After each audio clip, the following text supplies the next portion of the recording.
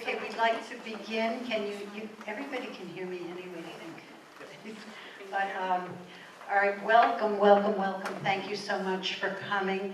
This is the first, it's a kickoff of an ethnic series that the Historical Society and the library are partnering to, point out and bring the fact that Long Beach is such a diverse community, and to sort of bring us all together and help us understand and celebrate the diversity in Long Beach, because it really is a very special place.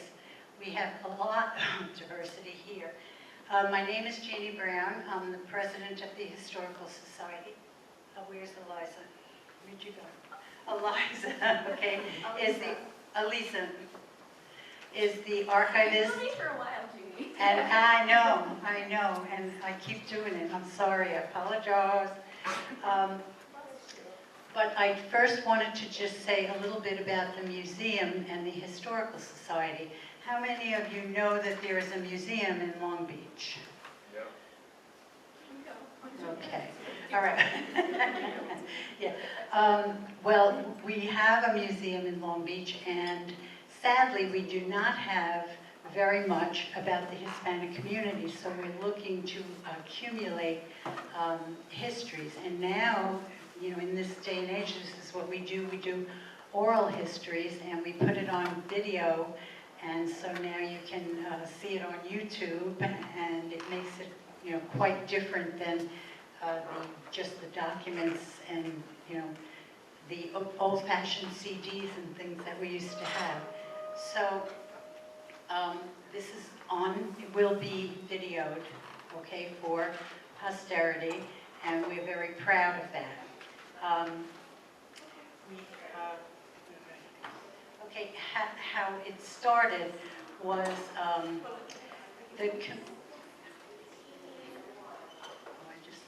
come in. I just want to check. Over the past few years, libraries and museums have gotten a kind of a directive to put more of an emphasis on bringing people together. And I'm just going to read something really quickly. It says, over the past few years, New York's museums have placed a greater emphasis on fostering and deepening community connections, strengthening education, and a sense of civic belonging. So nearly 90% of American museums now center audiences and communities in their mission statements. So it's sort of being told to us that we should be more receptive to bringing people together and to reaching out to the community. So we're looking to do that a lot more, and we hope that this series will, start that. And again, this is the kickoff. We had a little bit of a slow start, but we're really grateful that the speakers agreed, and we hope to get some, good histories tonight. And to continue with it, the format is, we're making this very informal. Now, some speakers, elected to write down what they want to say, and they'll, come up here. And but it's really just an informal. At the museum, we call them chats, because we're not asking big questions. We're just trying to get a sense of personal histories. Why you came here, who were your countries of origin, where you settled, why, what kind of support did you get here or not. So we're looking for those kinds of stories, okay? So without, I don't want to keep going on, our first speaker is Roger Romero Calvo. Yes. Sorry. Okay, and I'll let him introduce himself, okay? And tell his story. If you want to come up, or you can sit.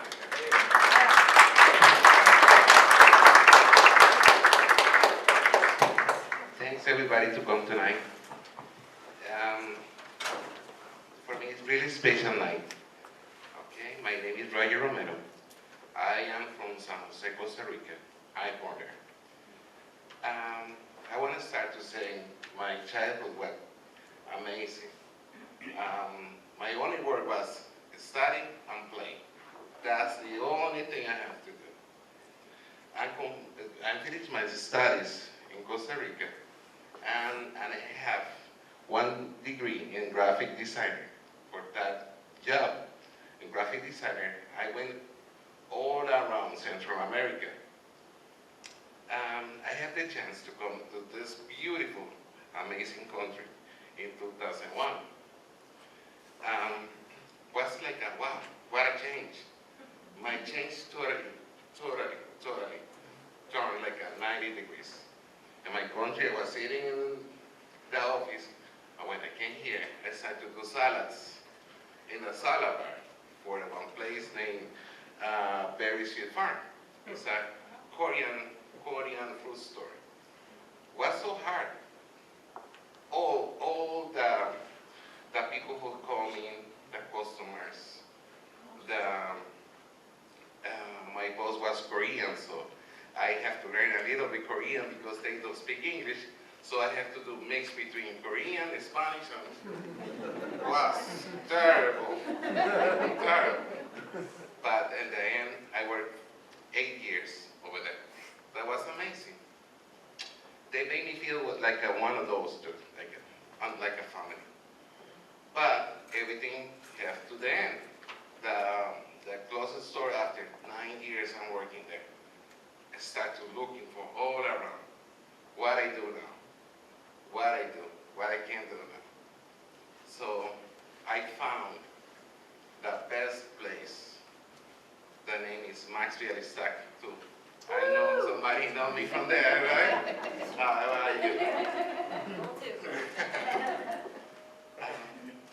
Over there, God gave me the chance to meet one of the most amazing people, one of the most amazing persons in the world. My boss, Gary Black. She is here tonight. She is my boss, my best friend, and my sister from another mother. Okay? We have so many years working together. It's not easy.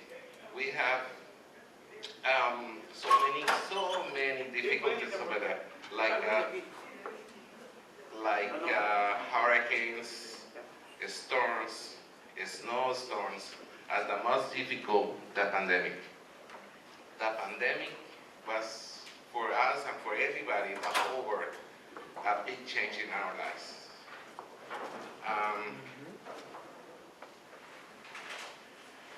I worked in Bialystok since 2008 to now, and we try to help a lot of people in the community. We help since the Martin Luther King Center. We try to help the high school, everybody to try to come to get our help for anything we do for the community. So yeah, it's no easy working in Bialystok too, let me tell you guys. Looks easy, but just care the customers, it's not easy. All right?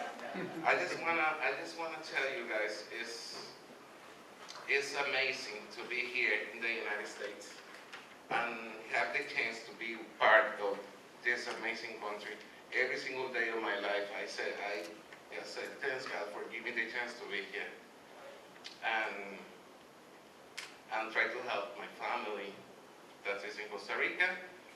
I want to thank you for the chance to be here, and I want to say thank you for the people who worked with us all these years too.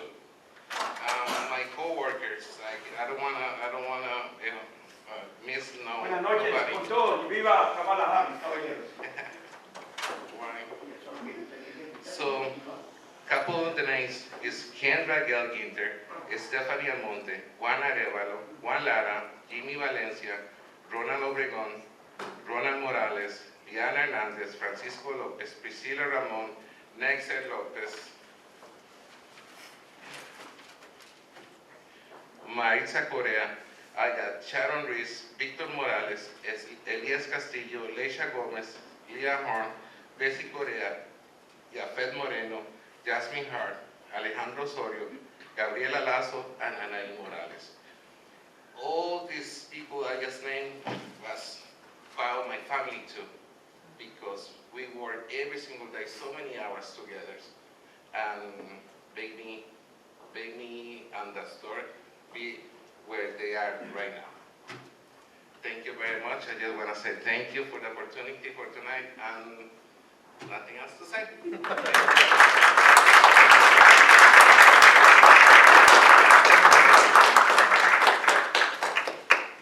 Okay, and our second speaker is going to be David Echeverria.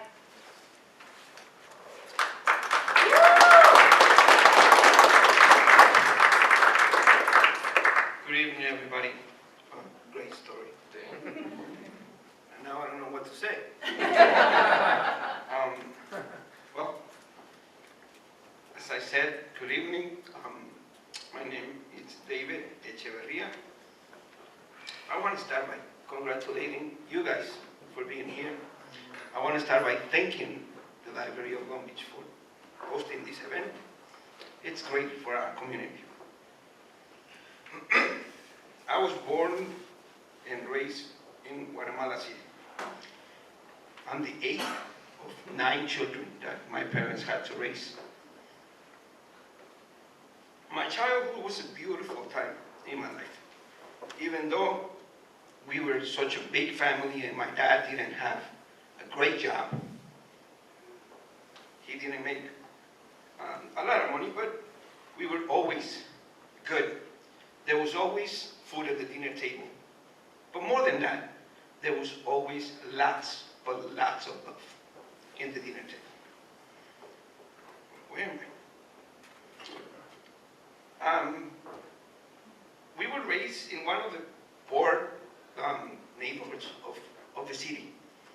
But it was a safe enough neighborhood for children to be out, to play, to have fun.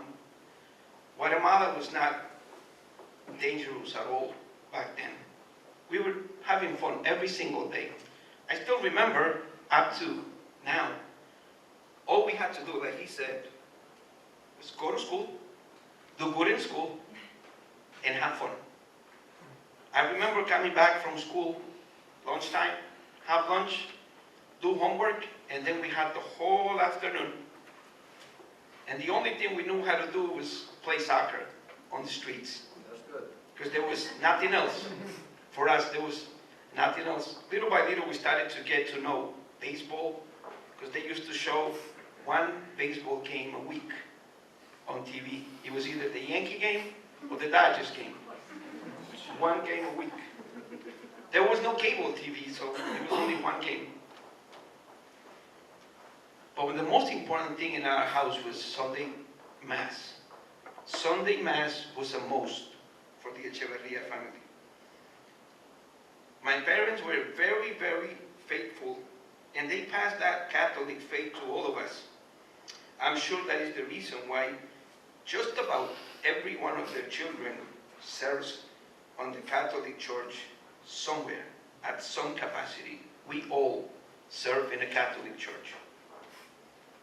I will always be grateful to God for the family that I had as a child, especially because, as I said before, my dad didn't have a great job, but we were always, always happy. I don't know if there was any happier kids than me and my sisters and my brothers in the neighborhood. We had very little, but we didn't need much to be happy when we were little. I came to this country in 1992 when I was 18 years old. Thanks to my siblings, I came here. They covered all the expenses of that trip, down to the last penny. And I've always been proud to say that I never had to pay anything back. I hear so many stories of Latinos, especially Central American, that come to here and their family or somebody helped them get here, but then they have to pay back every single dollar. that was not my case. And thanks to my brothers and my sister that was here, I was able to travel through Mexico like most of us did. Only difference was I did not have to encounter all the hardship that most of my fellow Latinos have to go through when they come through Mexico. I always said I flew through Mexico, because I literally did. Not like most of my fellow Central American people. They have to suffer a lot before they get here. I didn't have to go through that because of my brothers and my sister. I started working here at a private school in Lawrence. I remember, up to date, I remember I used to make, I think it was even less than minimum wage. It was $4.25 an hour back in '93. Thanks to my older sister that was here, who gave me one of the best advice I ever had. She said, if you want to do well in this country, you must learn proper English. She didn't say just English. She said proper English. One of the funny stories I ever told was, back then it was, fried chicken was popular in Far Rockaway. And I used to go to this Chinese place to buy fried chicken. And my brother taught me how to say fried chicken and rice. That's all I knew how to say. Fried chicken and rice. My sister said, you have to say half fried chicken and pork fried rice. I'm like, all right. I got to the Chinese place and I started saying what she said I had to say, mumbling. And the Chinese guy said, arroz con pollo? Yeah, that's what I want. So she took me to Long Beach Adult Learning Center. We were living in Far Rockaway, but she knew about this adult learning center in Long Beach. So we took the bus. Remember, it was the winter. Took the bus, and I registered myself to daily classes. And I started learning English. And little by little, I gained more and more confidence, and I was able to get in conversations with people that didn't speak Spanish. And that opened my eyes to new opportunities and meeting new people. But those opportunities were still limited to low-paying jobs, factory employee, delivery driver, handyman work, and a few others, as I only had completed my 9th grade back in Guatemala. I was still living with my sister when I met my wife here tonight. And little did I know she was from Long Beach. So I had some experience of Long Beach when I was coming to school, and then I found out that she was from Long Beach, besides being the most beautiful woman. She was from Long Beach. And it was because of her that I started going to St. Mary's for Sunday Mass. I remember we used to go out on Saturday night. She would drop me in Far Rockaway at 11:30 at night, and then be back to pick me up at 8 o'clock in the morning so we can go to Mass. That's when I started coming to St. Mary's. This is in Father Tom's times. Then, unfortunately, Father Tom had to retire, but then we got Bishop Robert Brennan. First we had Father Chris, and then Bishop Robert Brennan came to St. Mary's. That's when I started working for the parish, not as an employee, but as a volunteer. Orlando and I used to belong to the Knights of Columbus. We did so many work, so many good work for St. Mary's, for the community. Thanks to Father Robert Brennan. Damn, I got lost already. In 2012, I went back to the Long Beach Adult Learning Center to gain my high school diploma. Once I had that, I was able to get better jobs. In March of 2014, I got a job as an airline employee. That was a whole new world to me. I started learning what good paying jobs were. And I felt that I was working for a purpose, not just to gain a paycheck. In 2018, I took a job opportunity to work for the Nassau Community Hospital in Oceanside as a trainee for the sterile processing department. They provided me with classes and hands-on experience I needed to be able to take a test and get certification as a technician. Well, 6 years later, I have the amazing opportunity and a blessing to be able to pass all that knowledge over to others, as I am now the educator for the sterile department. And because of that, I went back to school. And now I'm a student for Nassau Community College. I thank God for every opportunity He gave me. I thank God for giving me so many blessings in my life. I try to pass all those blessings along to my brothers and sisters by serving as much as I can at the Catholic parish of Santa Maria de la Isla, just a few blocks from here. That is actually one of the biggest blessings of my life, to be able to be part of Santa Maria de la Isla and to be able to help others get closer to God. I want to finish by thanking all of you guys for being here tonight, and to those who made this night possible, especially the directors of the Long Beach Library for hosting this event. I want to thank Mr. Bernardino for considering me to be part of this panel of speakers. But above all, I want to thank God for having me here.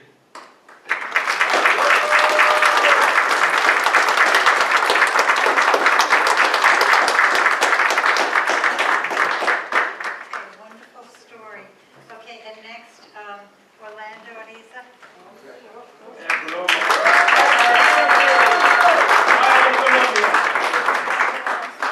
you. Okay, my childhood wasn't that good. I have to admit it. My parents divorced when I was like 6. I didn't go in school, so I went to boarding school since it was 6, and I went to the army, and after the army, I don't see a choice to immigrate to America. So I really grew up here in America. I came here when I was 19, on the early 80s. And I started to work in Far Rockaway, got a job back in a nursing home. Then I met somebody who lived in Long Beach. Famous lady, her kids are very recognized here in Long Beach, was the Palacio family. That was the great wrestlers, their championships all over. So they used to train with me. They used to make me cry. But it was a beautiful time to be with them. They helped me a lot. They teach me a lot. Then I ended finding a job in the old name. A lot of people who lived a long time here in Long Beach will remember this, the Beach YMCA. Remember? So today is the JCC. That was 40 years. I say 40 years, but it's more than 40 years. I still working for them. So working in the JCC for 40 years. I started as a porter. Now I'm the vice president of buildings and grounds. And working with the Jewish people, I learned a lot of things, how to help the community. Through then, I see how much the Jewish people immigrate here and how they support and how they work each other. So that helped me how to start to work with my community, my Hispanic community. So a couple of years ago, I say 35 years ago, something, we got together, Mike Cruz, Almonte, another lady that I don't remember the name. We got together and we started agency they call today Long Beach Latino Civil Association. Like we try to help much as we can. Then I started to go to church. And in church I met Father Ton, and I met all this majority of the people that is here, I met in my Catholic church. One thing that I learned, I was very involved with the Jewish community, but I still love my being Catholic. But I learned a lot about the Jewish life. Love the Jewish life, and I love the Catholic life, and I compare it, it's almost the same, but it's in different ways. I learned that a lot of people hate Jewish people is because it's no information, it's not knowing what is behind the story. That's why sometimes I had discussion with Christians and everything, explaining what is to be a Jewish, and me is still be a church. I was at church last Sunday, and I'm missing a part. A lot of people go to church and they don't even know that every day in church, one part of the church, they have to read the Old Testament and the New Testament. A lot of people don't know that. So that's the. So I see in a way that is that all brothers were the new brothers. You know, this is what we have to do. We don't have to hate each other. You know, we have to just love each other and start and help each other. That's my message. You know, the history is almost the same. You know, Father Tom introduced me to the older leaders in Long Beach. I started to work with the community. I worked in the Democrat Party for many years.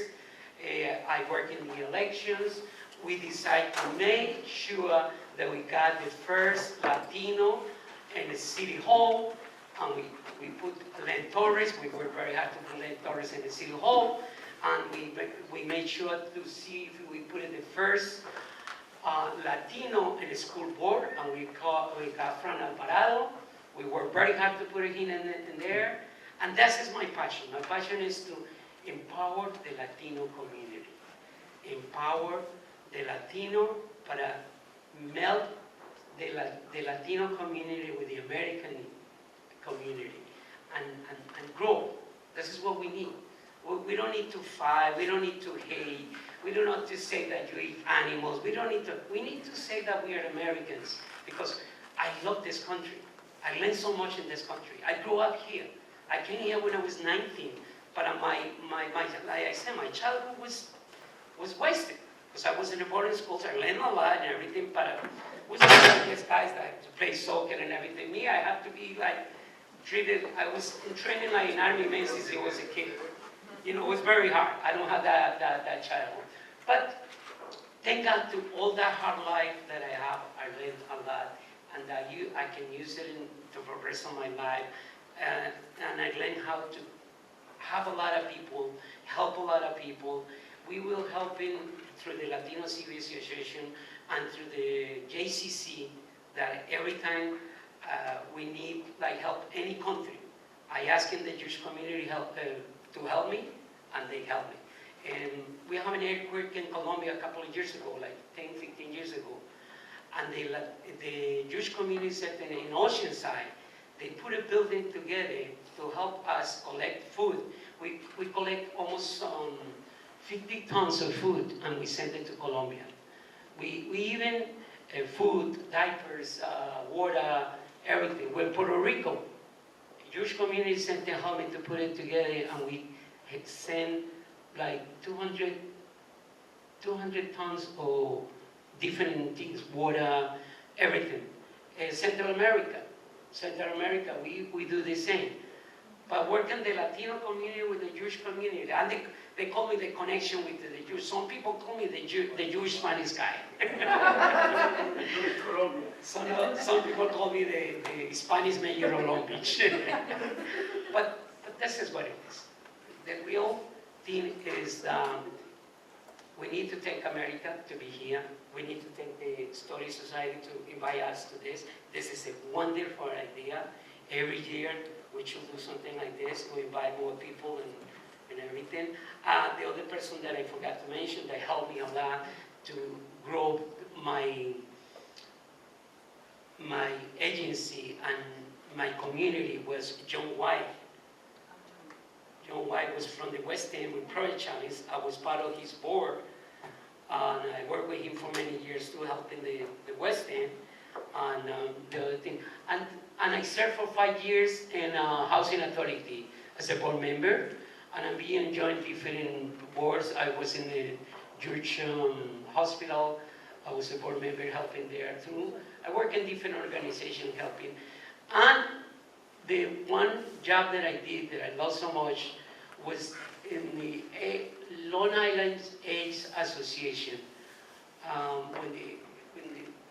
So it was in the 90s when the AIDS was people can get out of the house, people who have AIDS, they can get out of the house. So my job was in Meals on Wheels. And every afternoon, after my job, 4 o'clock in the afternoon, I was delivering food to 20, 30 people every day. I did it like for 20 years for free, volunteer. And they want to pay me, and I said, no, I want to do it because these people really need it. And then that's that. What else? I don't write it down anything because the person who's supposed to tell me that I'm supposed to be here is in Europe. So I find out through her just today that I'm supposed to come. But this is my history. Anybody having any questions? And the other thing I wanted before I get killed, my beautiful daughter is here. Thank you very much to be here. And my beautiful wife, thank you very much. And all you, thank you. Thank you for being here. This is beautiful. And let's go keep doing community. All these people that you see here is people who work with the community and help the community. Please keep doing it. Thank you.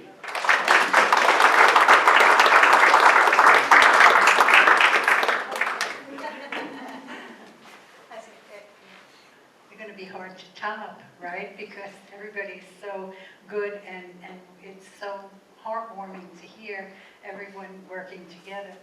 Next speaker is Blanca Parra.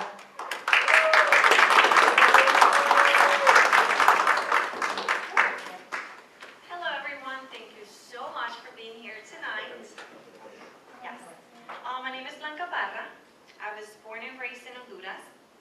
I would like to share a little bit about me and also go over a few of the questions that were sent to us to prepare for this amazing event.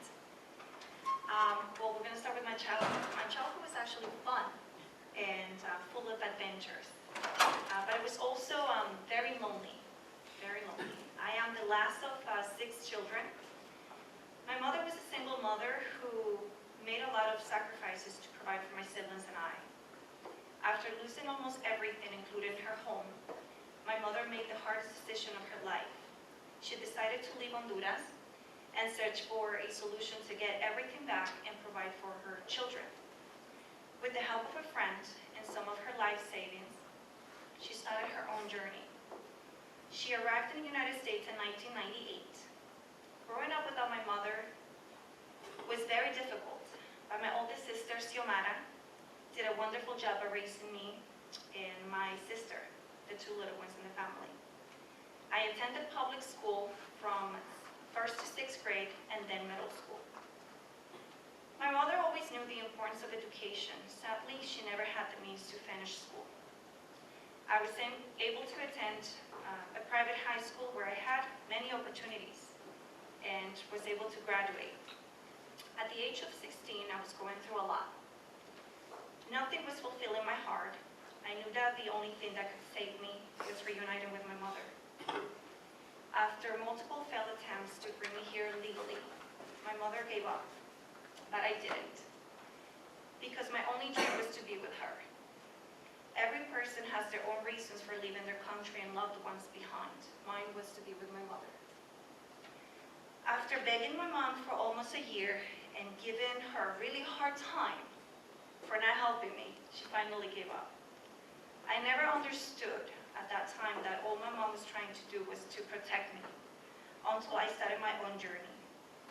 I left Honduras on October 28th of 2006. I traveled through Guatemala and Mexico until I arrived in the United States, Long Beach to be exact, on December 1st of 2006. My journey was extremely dangerous. I never imagined going through everything that I went through. It will take me a whole other series to go over those details. The one thing I will forever remember and hold very deeply in my heart is when I was saved in the middle of the desert by an older man who I briefly met 2 days before I was left alone for not being able to walk after a cactus splinter went inside of my foot. This unknown man, who I consider an angel sent by God, saved my life. I encountered many difficulties when I arrived in this country, from not speaking the language to not knowing anything about America. As an undocumented person, it was very difficult to get a job. With the help of a family friend, Jackie, I was able to get my first job at a nursing home, helping in the dining area. Working 5 to 6 days a week with barely enough time to attend school made it very difficult for me to continue my education. But that didn't stop me. I started attending night classes, as some of you, at the Long Beach Adult Learning Center, where I finished and completed my GED. I worked in many different places until I came across a wonderful family who opened their home and heart to me, Kimberly and Brendan Testa. I worked as a nanny for about 5 years. That's where I learned most of my English. I lived with my mother from 2006 to 2011. She went back home to Honduras due to her multiple health issues. In 2012, I met the love of my life, my husband, Christian Parra, who's here tonight. In 2013, I had my first child, my beautiful boy, Aiden, who's also here. 4 months later, I started working at Circulo de la Hispanidad as a part-time program assistant for the Ryan White Transportation Program. Mr. Bernardino, who's here tonight with us, and Sarah Brewster, who's also here, gave me the opportunity to work and learn about the work that a non-profit organization does, not only for the community, but everyone in need. I've always been passionate about helping others.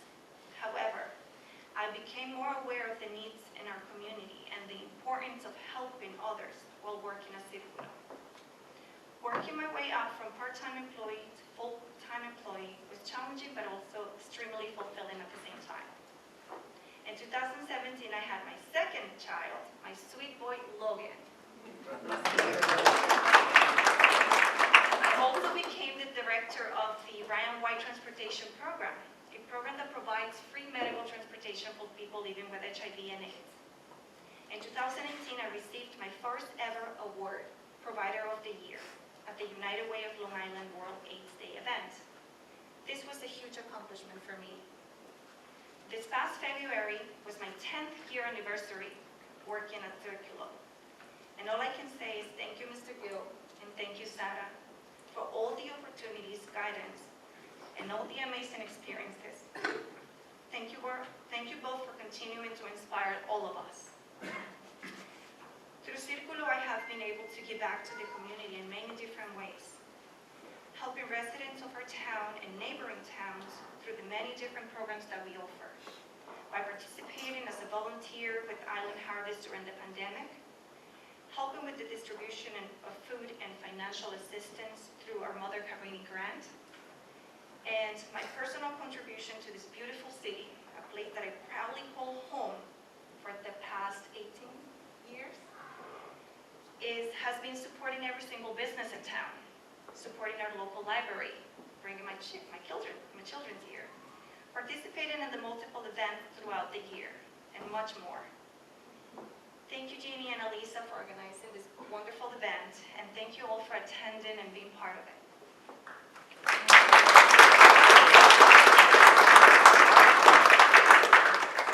And now, last but not least, we have Gil Bernardino, who is the director of Circulo de la Hispanidad. Oh, how nice.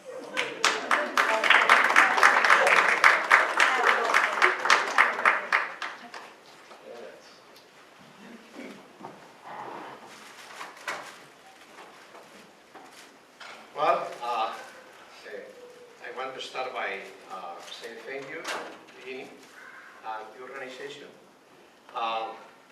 It is the first time in 50 years that I live in Long Beach that the word and the constant inclusion takes place. We Hispanics pay taxes in this city, but we are not included in institutions. I hope this is the beginning of many. And thank you, because you believe in inclusion. And as part of the library, it's good for me to come over here after many years of not being included.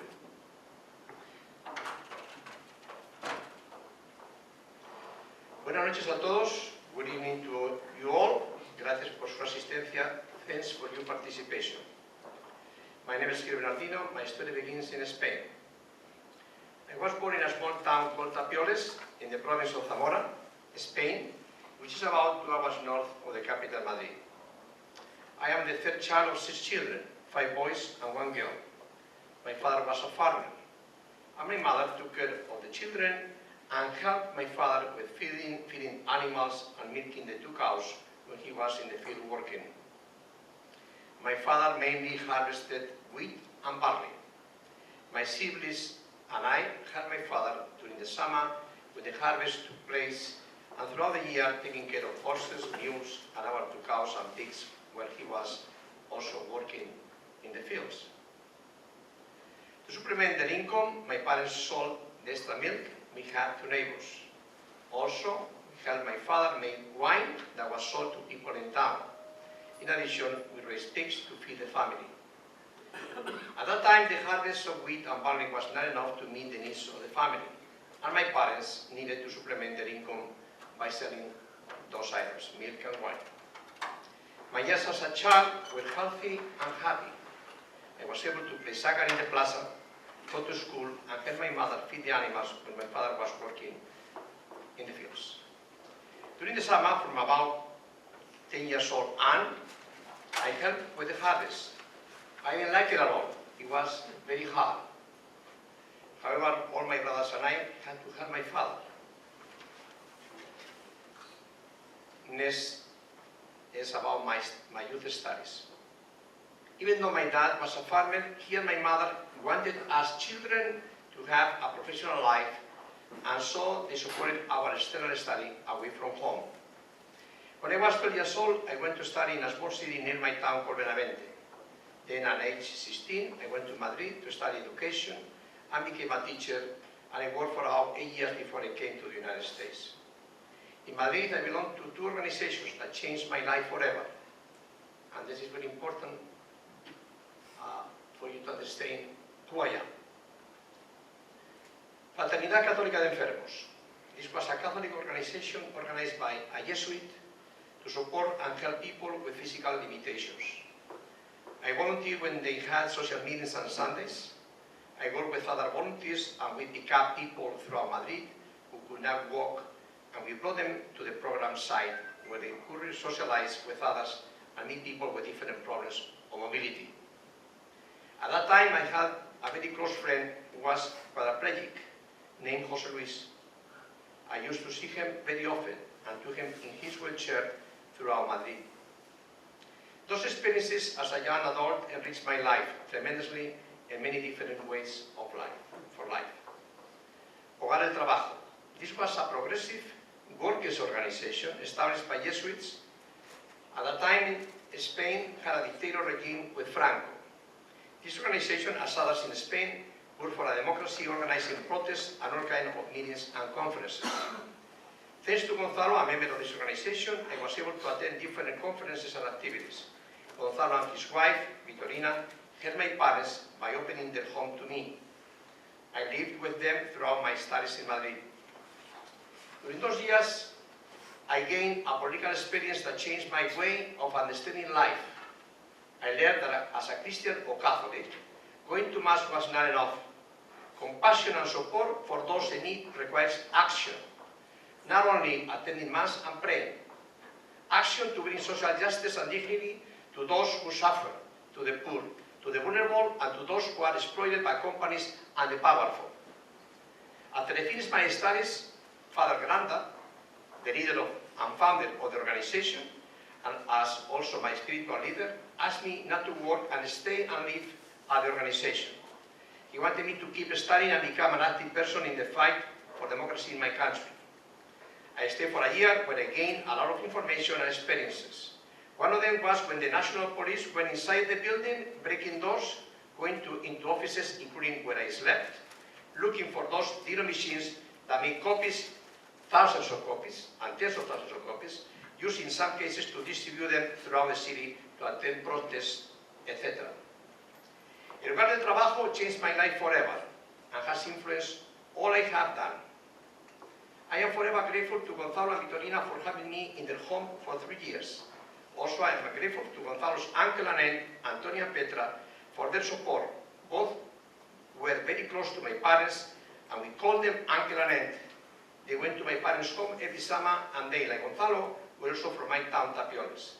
My uncle and aunt spoke to my parents to send me to Madrid to study. My always love and very grateful to them. Teaching in Madrid. As a young man, just 19 years old, I taught in different neighborhoods outside Madrid.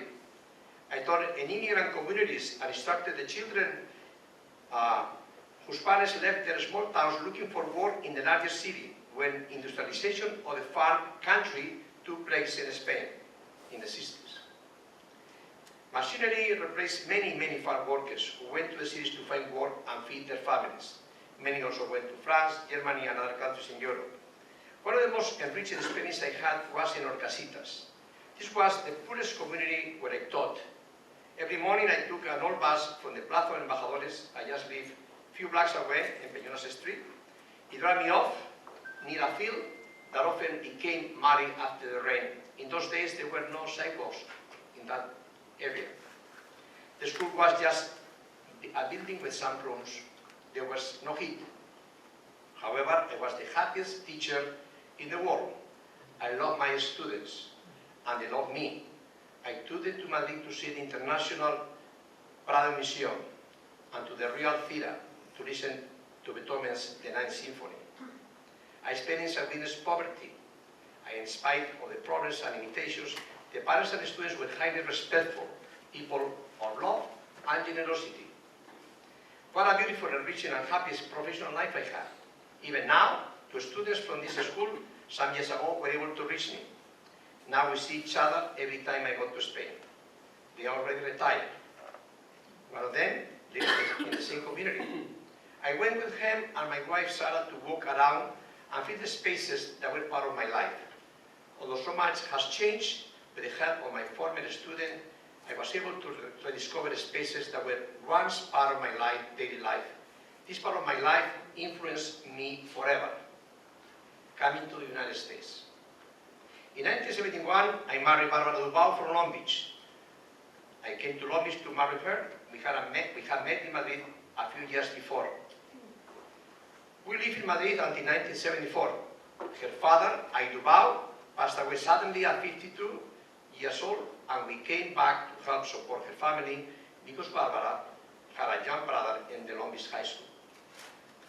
During that year, Barbara got pregnant with my daughter, Deborah Veronica. This changed all plans, and since June 1974, I have lived in Long Beach. I had a miserable experience at first, and for some years. I studied French as a student. I had to learn English and go to college to become a teacher here. The worst part, however, was the discovery of discrimination and racism. I became a victim of this terrible disease in our society. At the same time, I discovered the discrimination of Hispanic students in the Long Beach School District. Hispanic families were asked by district staff to provide some legal documents to register the children that they did not ask the whites or the blacks. This process was totally illegal. Furthermore, on occasions, Hispanic students were prohibited to speak Spanish even during recess. Founding Circulo de la Hispanidad. After I finished my master's degree in bilingual education, I began working as a teacher. I taught in District 17 in Brooklyn, a very poor community. Students were from Puerto Rican and Dominican families. They were highly respectful, and parents cooperated with me with my extracurricular activities. It was a great experience. Though it was very sad to see how my students were living in infected housing and rats and mice. Living in Long Beach gave me the opportunity to be involved in community activities and in non-for-profits. This experience gave me the idea to support the Long Beach Hispanic community by founding a Hispanic organization to support the needs of the Hispanic families. This was the beginning of Circulo de la Hispanidad. I founded the organization with the support of my wife Barbara. Without her, I was not able to do it. I decided to leave teaching and dedicate my life to advocate and support my community, the Hispanic community. Especially in my mind was the elimination of discrimination for the Hispanic students in our school district. In 1979, I began working as part of the Long Beach Youth Services. In 1980, Circulo de la Hispanidad got our permit to operate as a non-for-profit 501c3 tax-exempt organization. We began with one program called Youth Services, funded by the Nassau County Youth Board. Now, after 43 years, we offer the Hispanic community of Nassau more than 20 different programs and many activities. In addition to our central office in Long Beach, we have two offices in Hempstead and the community center. But also, we support and help many non-Hispanics in our housing programs, in the HIV program. So it's not only for Hispanics, we serve everyone. Our organization ran many fundraisers over the years in the Plaza of Long Beach. I don't know if you remember the Hispanic Festival that we had over here in the Plaza. In 1996, our festival was cancelled by the city officials after 12 years of no incidents. We ended up winning a federal court against the city of Long Beach for the discriminatory practices. They prohibited our cultural activities used in public space while they allow cultural activities of other ethnic groups and entities. The community center in Hempstead. This was my dream for many years. I was able to realize it after 25 years thanks to the support and dedication of Sarah Buster and the employee of Circulo for over 25 years. Now she is my wife. The center, 35 square feet, is the first one in New York State with a gold status, built by a non-for-profit organization. We also faced discrimination in this process. When we first constructed the building, I was told I had to present a list of names for the building that would need to be approved. They did not want a Hispanic name in our own building. Imagine that. Talking about discrimination. Echeverria Charter School. With the support of Circulo de la Hispanidad, Sarah and I were able to found Echeverria Charter School, a public free school in Hempstead. Our application almost did not get approved when other non-Hispanic applicants were approved online. We began offering K-5 grades. Now we offer K-12, so our students can graduate high school in our school. We currently serve 1,175 students. We will grow to 1,625 students.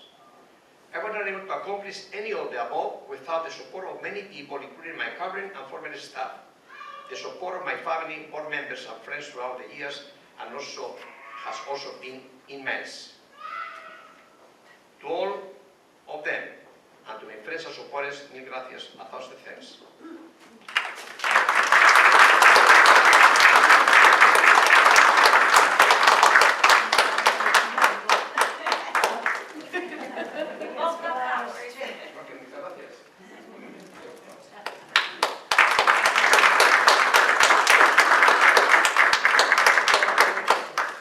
Okay, do we have any questions for any of our, oh my goodness, yes, okay, for our panelists, okay. Lisa. Hi, everybody. This was so wonderful. I have a question. So I imagine that since you've lived in Long Beach for a long time, you might have lived in multiple places. I am wondering, who is your favorite neighbor that you've ever had in a place where you've lived?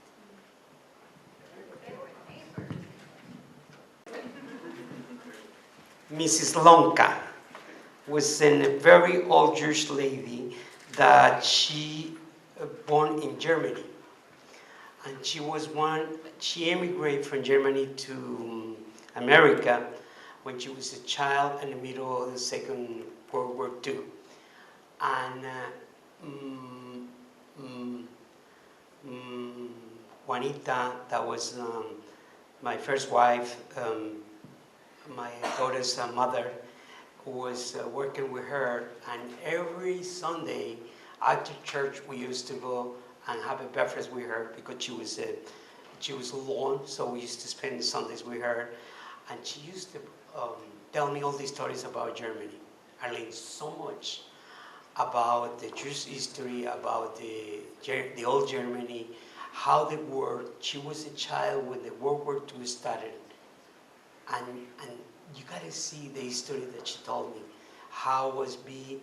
She was one of the richest girls in Germany. She was the first girl who used to go in automobile to school because by that time the majority of the transportation was horses. It was amazing, the story that every Sunday we used to have a cognac. It was so delicious. It was my favorite Sundays. It was my favorite person. And I still remember her, Mrs. Lonka. Never forgot her name. And I learned so much from her.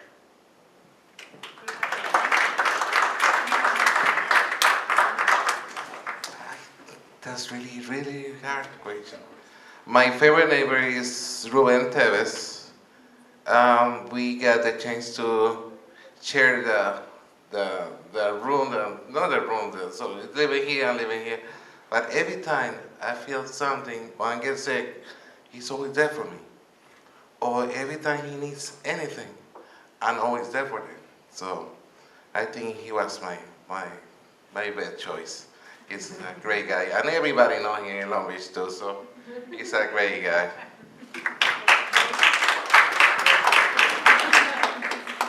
I live in a building, I have so many neighbors. I can't just mention one person. There was other questions? Okay. I want to ask you, go ask. Well, I want to ask actually Mr. Bernardino, since you've been in Long Beach since 1974, I believe you said, now I think we have a very significantly sized Hispanic community. How would you compare the size of the community when you came here to what it is now?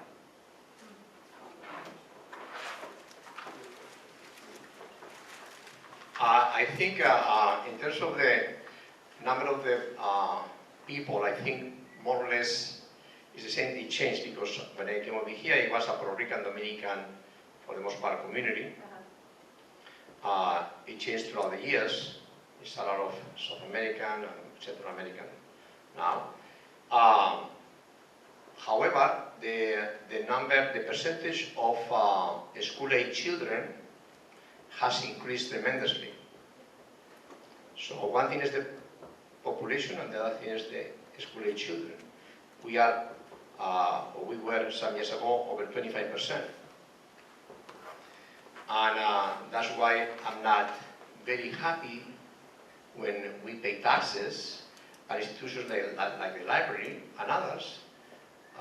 They don't really reach out to us. Now, as I said before, I hope this is the beginning. And we are, many years ago, I tried with the other administration in the public library for them to understand that we are over here, we pay taxes, and that now is the Hispanic Heritage Month, and that I asked them to do something about it. Anyway, I don't want to go back. We have to go move forward, no? Yeah. But that's my answer. We are, in terms of the age school population, our community really is over 25%. Now I think it's about 6,000. About 6,000, because many did not, when the census take place, they don't register. But based on our database, when I do the analysis, it's about that, about 6,000. You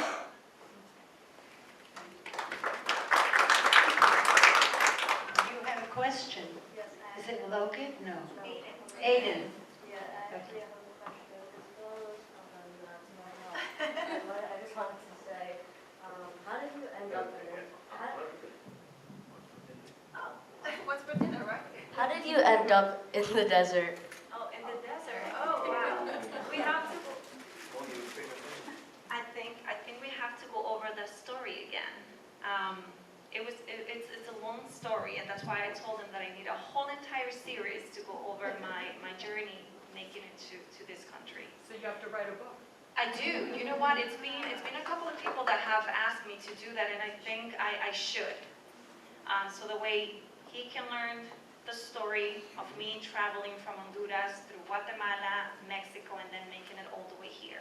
It's not as easy as just taking a bus or a plane. I mean, I wish it was that easy, but it wasn't. But we'll go over that at home. How about that?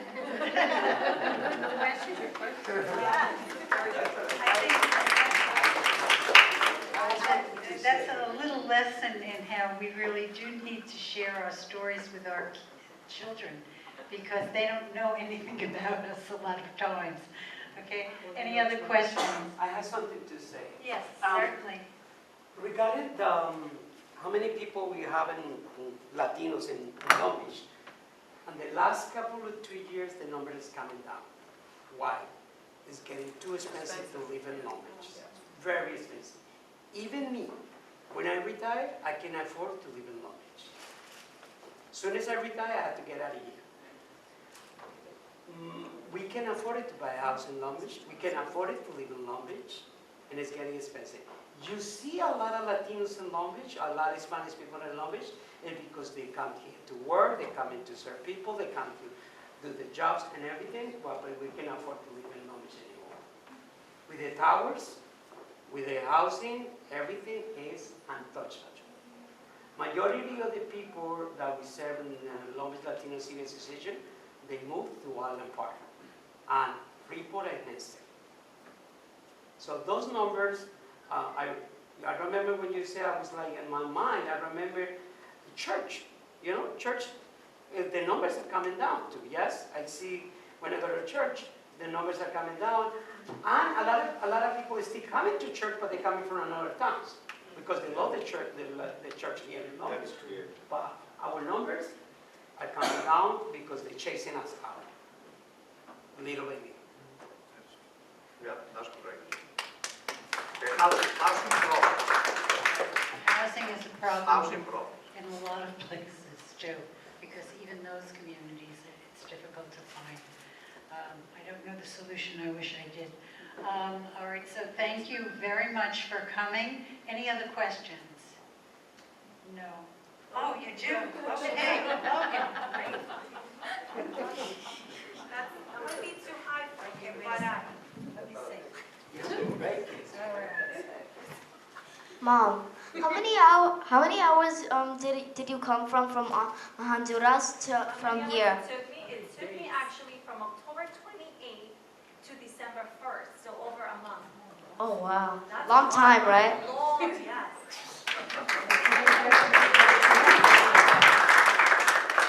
Great question. Very good